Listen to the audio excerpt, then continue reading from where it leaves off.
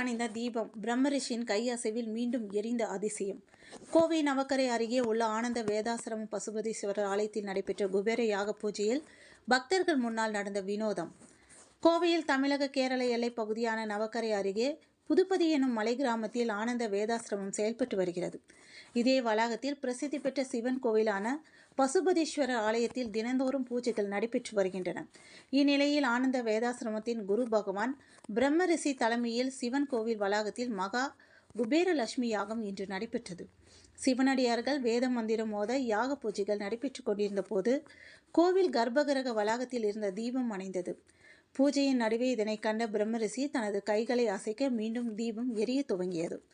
இதனை கண்ட பக்தர்கள் பரவசமடைய மீண்டும் தீபத்தை கை அசைவில் எரிய செய்தார்.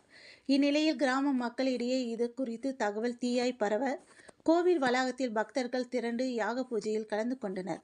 கையை அசைத்து தீபத்தை எரிய செய்த ஆனந்த வேதாசிரம பிரம்ம ரிஷியுடன் மக்கள் ஆசி பெற்று வணங்கி சென்றனர். இந்த வினோத சம்பவம் பக்தர்களை பரவசத்தில் ஆழ்த்தியுள்ளது குறிப்பிடத்தக்கது.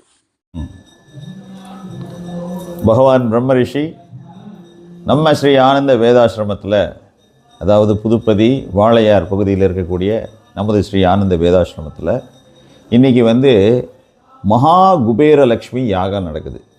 எதுக்காக அப்படின்னு கேட்டால், இந்த பிரார்த்தனையானது, இந்த ப்ரேயர் எதுக்கு, இந்த பக்தி அப்படின்னு கேட்டால், மக்கள் இன்றைக்கி இருக்கக்கூடிய கஷ்டங்கள், துன்பங்கள், துயரங்கள், முக்கியமாக என்னன்னு கேட்டால் எல்லாருக்கும் தன கஷ்டம், பண கஷ்டம், வேறு எந்த கஷ்டமும் இப்போ இருக்கிறதில்ல.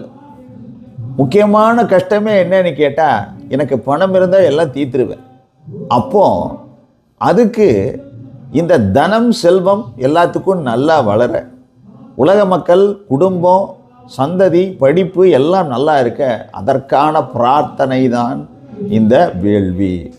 இன்றைக்கி அழகாக மகா குபேரலட்சுமி யாகம் அது நடத்தி மக்கள் எல்லோரும் அதன் மூலமாக எல்லா விதமான செல்வாக்கையும் அருளையும் சந்தோஷம், இன்றைக்கி பணம் இருந்தால்தான் சந்தோஷம் வருதுங்கிற போது அந்த பணத்தேவையை பூர்த்தி பண்ண, மனத்தேவை பூர்த்தி பண்ண, பல தேவைகளை எல்லாம் பூர்த்தி பண்ண லக்ஷ்மியின் அருளும் இறைவனின் அருளும் அந்த அருள் கிடைத்து எல்லோரும் நீடோடி வாழ எனது வாழ்த்துக்கள்.